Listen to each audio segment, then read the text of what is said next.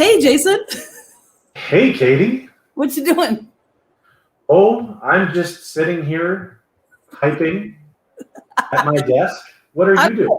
I'm good. I'm sitting here dancing. I decided I'm doing all these standing up from now on, even if they take an hour and a half, because why not? Yeah, because why not? So I'm going to take us out for a second so everybody can see our background because we're fancy.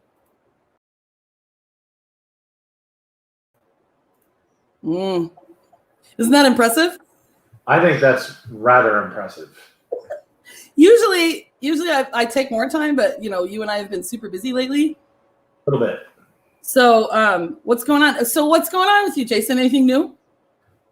There's always something new. You can't have 11 kids and not have new things. It's just which stories to tell and, Did you guys hear that? 11 kids. How many live at home again? 5 live at home. And then you have another one that lives in Prescott, but not with you. So there's 6 there, right? That's right. So for all of our listeners, if any of you are bored and would like some extra drama in your life, just let me know. I'll send some kids over and we'll perk you right up. Yeah, there you go. Your weekends are super busy, I bet. Oh my goodness. Slightly, yes. Do you put them to work around your house? Our kids have chores. Yes. Our kids most definitely have chores. They definitely do things. So yes, we have a very structured environment. Yeah. Oh, we forgot to say hi, everybody. Welcome to check this out. Today we're going to talk about ways to back out of a contract as a seller in a real estate world. But guess what I'm doing this weekend, Jason? What are you doing this weekend? I'm going to Montana, and I'm going to run a Spartan. What? Yeah, and I went from not wanting to run any to this will be my third. Wow. And listen, I don't know how I continually do it because I'm not prepared. Like, I've been running since the first week in November, and I still don't I can't run home. Like, I ran 19 minutes once, but I feel like it was just walking and bouncing, Walking and bouncing. And I just don't know. I don't prepare for the events or anything. Like, the obstacles are fun, but yeah. I don't know. We'll see how I do. But at least I get to see friends, like lifelong friends. So I get to hang out with 3 fellas. What? 3 fellas? 3 fellas. It's pretty fancy. Do you want to hear something cool that I found? Yeah. I found a new place to go play basketball in the mornings up here in Prescott. Oh, you've been needing that. Yes. Jason did that here in Phoenix, so that's awesome. I'll tell you a funny story about it. So I go to the gym because I hear that there's a game, right? And it's always awkward when you're the new guy because everybody knows everybody except for you. So you're out there and they see this new guy shooting hoops and they're like, is he going to play? Is he not going to play? What's the deal? So before the game, they come over and they ask, hey, did you want to play with us? And I said, of course. Yeah, I'd like to. So anyways, they split teams up. And here's the best part. They come to me right before we begin and they say, okay, your skins. Well, in case you don't know, I have the perfect dad bod with, COVID 50 attached to it. So I look down at myself and they're like, yeah, take your shirt off. And I'm like, guys, I don't know if that's what you really want. Then you might count 2 of me and not 1. But we did it. We took the shirt off. We motored up and down the court. And I have motivation to correct a little bit of what's going on here. So you look good to me, Jason. Thank you, Katie. Thank you. That's just funny, though. That would be a motivation. They maybe run the Spartan in like a sports bra and undies. That'd be really good. I would be a lot more prepared than I am. Yeah, because why not, right? Yes. Yeah. But it's supposed to be like 40 degrees and we're going through water and stuff. It's not like the mud run. This is like a lot. It's pretty intense, this competition, this running. But it's also fun. So I don't know. If I come back with a cold, it's not going to be fun. But are you ready? Are you ready for today? I'm ready for today. Today we're going to talk about reasons. We're going to talk about getting out of a contract. And why do you think that why is this a topic right now? Well, if I'm a seller and I list my house for sale and I get it under contract and 30 days goes by in this market, my house might be worth more 30 days later. So I might not want to sell it for what I already agreed to sell it for, right? Yes. And is that fair?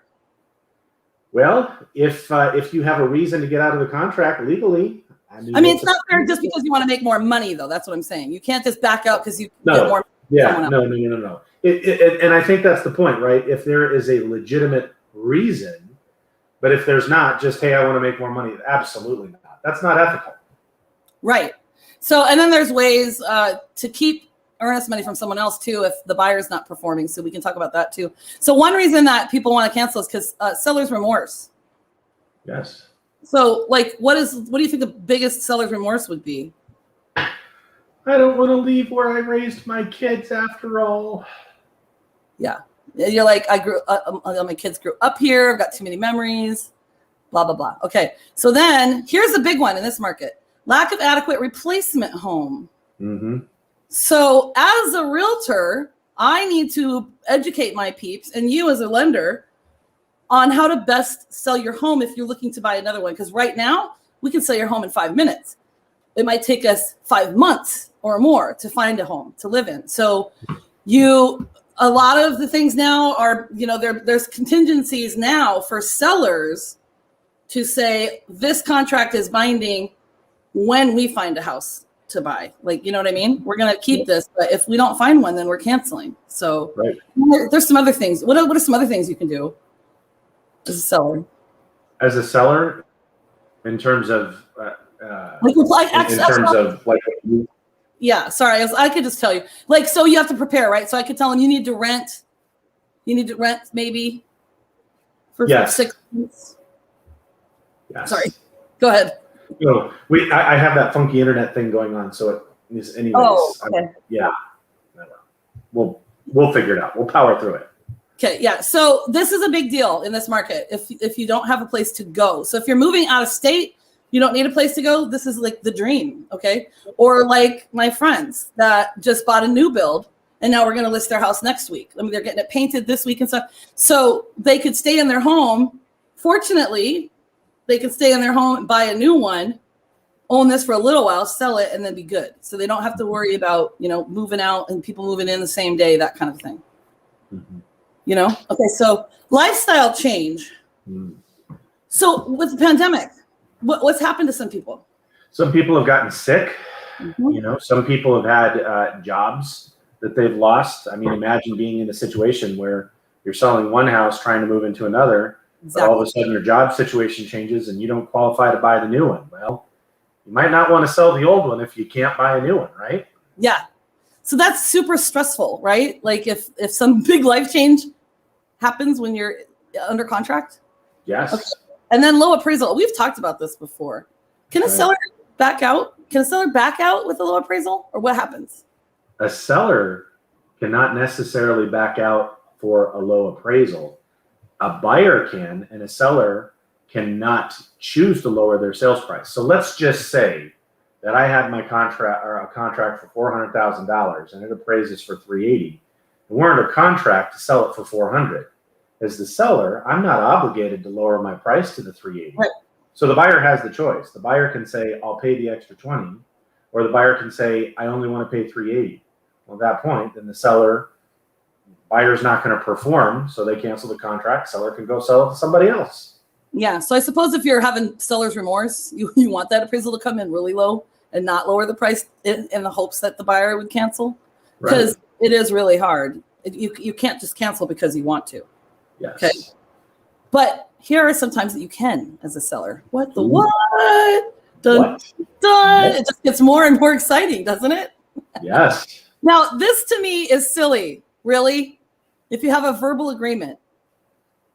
What do you think about that? I don't think that is a very effective way to do business and to protect yourself. So if all it is that you have in this market is a verbal agreement, you're setting yourself up for some massive disappointments. It's not an agreement. You're not a good realtor if you do that either. That's right. Oh, hey, Joe Schmo says he's going to pay you this much for your house. Let's take it off the market. Because in this market, people are looking at houses and they're saying, what's wrong with it? Why has it been on the market 20 days? Mm-hmm. Yes. Why do you not have offers in the, that's exactly right. And in other places, I mean, I don't know about all across the world, but other places, it normally would be like, why has it been on the market 6 months? But now it's like, What's wrong with it that's been on the market 20 days? So obviously you can back out if you have a verbal agreement because really you have no contract. That's right. It's not binding. Okay. Now this is a tricky one. If you miss this, it's happened. It's happened. That's the thing. So they might have initialed everything and forgotten the signature. Now here's the thing too, Jason. When you are a buyer, no, so you're a seller. That's what we're talking about. Somebody makes an offer to you, and you want to send a counter. Mm-hmm. What happens if the seller sends the counter but doesn't check that little box in the contract that says sending a counter, but they've signed the contract and initialed it and sent the counter back with it, but they forgot to check that box? Do they have to be held to that counter? Oh, that's a good question. I don't know, Yeah. Katie. What's the answer? You tell me. I don't know because I just thought of it just now. But I think if somebody really wanted to be a douche and they could say, listen, you didn't sign this, so this contract's binding. Yeah. In fact, the answer to that question is you should actually pull up the counter and read it. But I would suspect that what you're saying is correct. Yeah. So you really want to be careful. You as a seller, you as a buyer, because if you forget something like that and you want to get out of a contract, it's not going to happen. That's right. Okay. So here's the deal. If you have a new home contingency, so Jason, you're good at explaining this. What does this mean? So a new home contingency. So if you get under contract and your offer on the home that you're purchasing is contingent on selling your house, is that what you're referring to? The contingency? Mm-hmm. Basically what it says is it says we're obligating ourselves to buy your house, but it's contingent on our ability to sell our house. And so generally, whenever you write a contingency, there's some expiration period that happens. In other words, I am contingent on selling my house by a certain date. If it's not sold by a certain date, then I can't perform on the contract. The seller is released to sell it to somebody else. Exactly. And that's a very important thing to put in there. Whenever you do accept a house with a contingency, it's very, very important that you specify an expiration of that contingency. Because if you don't, then you've obligated yourself as a seller into what could really be perpetuity, right? Yeah. Yeah, because they always freak out about contracts. Like you give a date of signing, like I want you to accept this contract by tomorrow at 1 p.m. and now it's tomorrow at 3 p.m. and they want to accept. Contracts are perpetual, but technically it's not binding. But if they send a counter back, that's all they need, and it brings that contract back to life. But as a seller too, like we just had said this before, so this is interesting because as a buyer, you probably have a home contingency thing now, and a lot of buyers are like putting an offer out, like my house isn't on the market yet, but it's going to sell in a minute, so please accept my offer. And this is what I'm going to do, which is tricky as a seller. But then the seller also can put in their own contingency that we just talked about earlier. I'm only going to sell you this house if I can find another one. And if I can't, it's not going to happen. So you're going to need to find a buyer that's going to be able to take that time, that can wait for that. Well, and again, right, this is one of those times where you read the market. That could be something that you do. I mean, if you have a property that's in a desirable location, the right price point, and you're going to have a whole bunch of offers, look, if you got 25 people who want to buy your house, the odds are very good that somebody out of those 25 is going to have the ability to be very, very flexible on their plan. Like if I'm so desperate to buy a house, I might be in a situation where hey, you know what? Stay there as long as you want. I'll work it out. You do what you need to do. Just so long I can buy that house at that price, I'll be good with it. Yeah. You know what I mean? Yeah. Crazy market. Crazy market, peeps. Yeah. Have you seen, Katie? And I want to ask you this question. Have you seen those commercials? There's a real estate company that is advertising to stay in your house for 6 months. Have you seen that on TV all over the place? Is it the companies that I hate? I'll just name it. Who cares? We can name it. We're going to name it. It's that 72sold.com. Have you seen all the ads that they're running? And they say stay in your house for 6 months after you sell. How can they do that? It's exactly what it is that we're talking about. They are advertising it because they know how hot the market is. They're not doing anything special. And it's not anything that you, Katie, couldn't negotiate. It's Exactly the exact same thing. They're just counting on the fact. And notice the language. The language is so important. 6 months, probably. Stay in your house up to 6 months after closing. It's all a function of negotiation, and they're counting on the fact that they have so many buyers in this market that they're going to advise their clients to accept the contract where people are going to let them stay for up to 6 months. I mean, it's pretty good marketing, really, to do it, because like Jason said, we can all do the same thing. I always make jokes about that. Sell your house in 72 hours. I'm like, I'll sell it in 12. Yeah, I'll sell it in about 12 minutes. How about that? Exactly. How do them apples? So yeah, I mean, that's very good. We should talk marketing one of these days too, because I need to get better at it. Okay, here's another way. So we don't do this here in Arizona. We don't do attorney reviews. So I have a friend, my friend that I was hoping you could be the lender in Naperville, outside of Chicago. He just bought it. He just bought a condo. Yeah. I mean, he got in, like, it's crazy. And they were able to extend it because there's a renter in there until June. But he said, do you have lawyers look over your contracts? I said, we don't do that here, but I know that they do in other places. So what do you know about that? I don't know a whole lot. I mean, I've done business in different states, and, a lot of times, we close with attorneys, but that's never been anything that I have really dug into to figure the new. And here's the thing: each state is different too. So, Texas, for instance, they require that attorneys actually draw the docs for mortgage companies, which is totally different. Yeah. So every state just is a little bit different in terms of how they do things. But if you're a seller, this is the way. So usually in whatever state, it's a 3 to 5 day period, and then the attorney's reviewing it. And if they find something, then the seller can say, yeah, no, sorry, we're not selling to you after all, So, yeah. And then another way is that if the buyer agrees to the cancellation, that makes sense. Like, hey, I decided I don't want to sell. I love my backyard, blah, blah, blah. And the buyer's like, you know what? I don't want to move it either. I found another house I like better, or whatever it is. And then they can mutually cancel, which that would be the dream, wouldn't it? Mm-hmm. If that's what you wanted to do. Yeah. Okay. So by sharing more negatives than necessary. Oh, yeah. You just start ripping on your house. Yeah. That roof. You know what? Good luck to you on that roof. I don't know about that. Yeah. So Nisi says, do you feel pressure having an attorney as a client?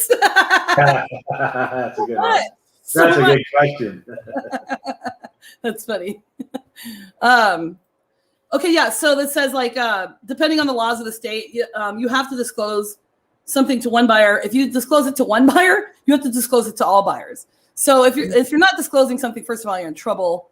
But secondly, if you, like you said, there's a ghost in the attic, whatever it is, Godzilla came through here last year and we had to replace the roof, and I still think that there's some lizards up there. You have to tell every buyer that. They spawn in the spring. Oh.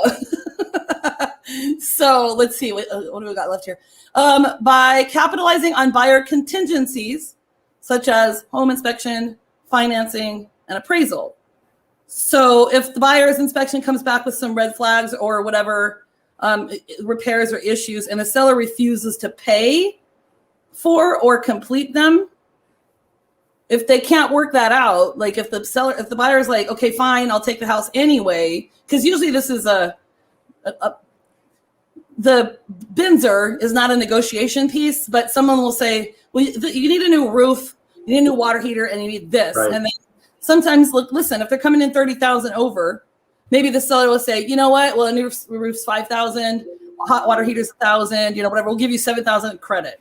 Yeah. Instead. So if they're not going to come to that negotiation, the seller can back out. So do you have to disclose your neighbor is nuts? No. As a matter of fact, you probably want to do the showings when the neighbor's not going to be around.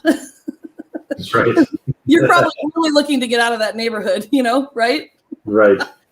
The financing contingency, what happens there? This is if it cancels, not just on a seller's side. What happens in a house with financing? How does it cancel? So what happens if a lender, all of a sudden cannot approve a borrower for any number of reasons? Borrower might lose their job, whatever it is. It's generally a way that the buyers cancel the contract to be able to recover their earnest money. Now, the seller sometimes can have the option, hey, let me see if I can set you up with a different lender. Maybe it's a temporary situation, so they'd have the ability to work with the buyer. But if they just choose to say, you know what, no, I don't want to deal with you solving whatever issues that you have, then the seller has the ability at that point to do potentially something different. Jason, read that one.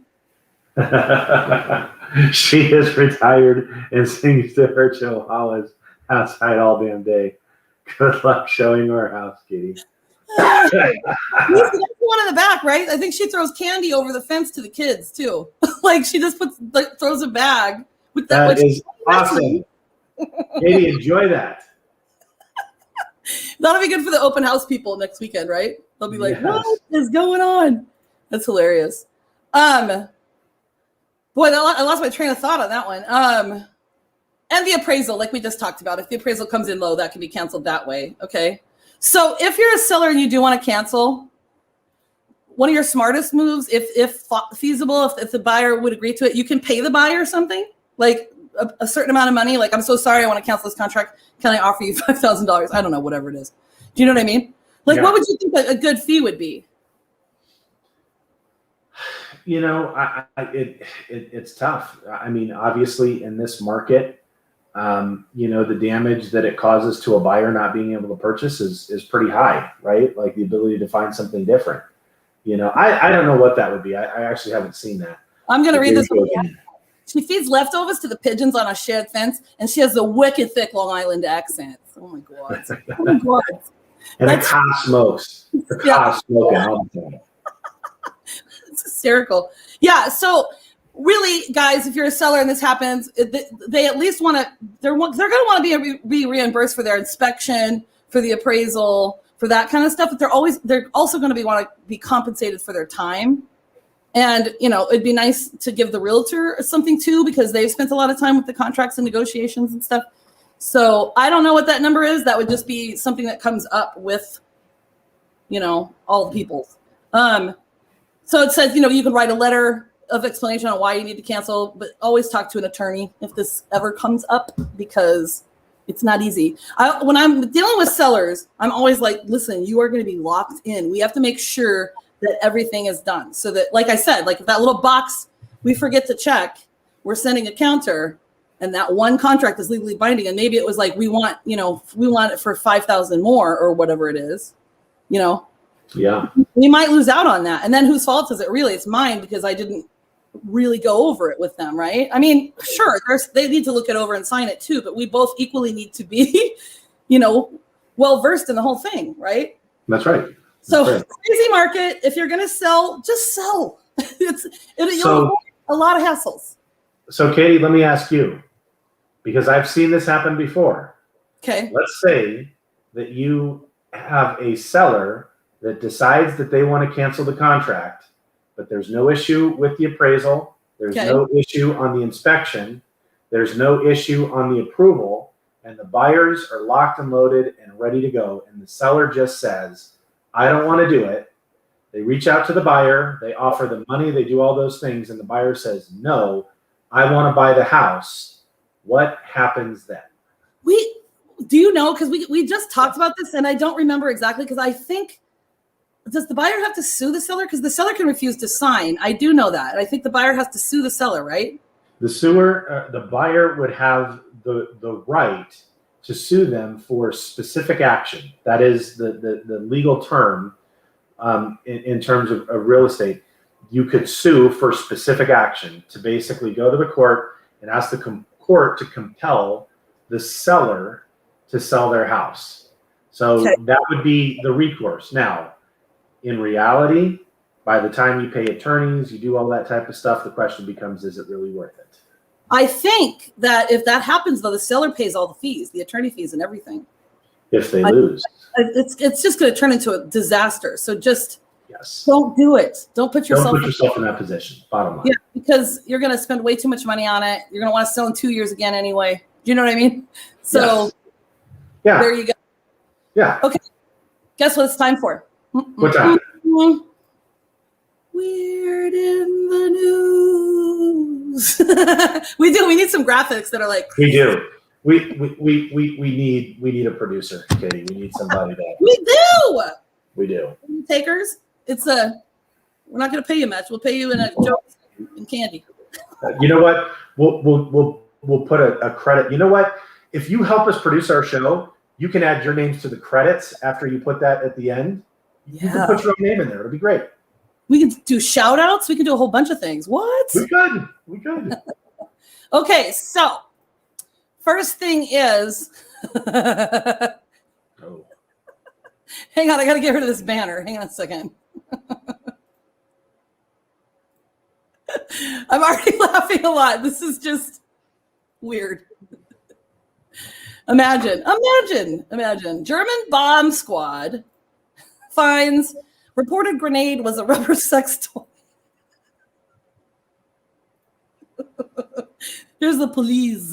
Oh, police, whatever it is, okay? So I have it on here because it's easier to read. So police in Germany said a bomb squad was summoned on a report of a grenade spotted by a jogger in the woods, but they arrived to find that the object was a rubber sex toy. The bomb squad arrived on the scene and discovered the grenade-shaped object was made of rubber and was accompanied by 2 condoms, an empty bottle of personal lubricant, and a USB charging cord. I'm just trying to even think what that grenade This is how the was. police figured it out. They did an online search, and they confirmed that, yes, in fact, it was a harmless sex toy. That sex toy must be the bomb. So it says, investigators said the condition of the plastic bag indicated that it had been in the woods for some time before being discovered. Somebody is so pissed that that's where they left it. They're just angry. Let me just jog along. Honey, what did you do with the grenade? I don't know. I thought you got it. Where did we use it last? I don't know. Okay, now I'm going to share this picture first, okay? Uh-oh. There it is. Okay. You see this? Whoa. Yes. You know what that is? Fish. Yeah. Do you know what kind? Fish. No. What kind? That is a northern pike.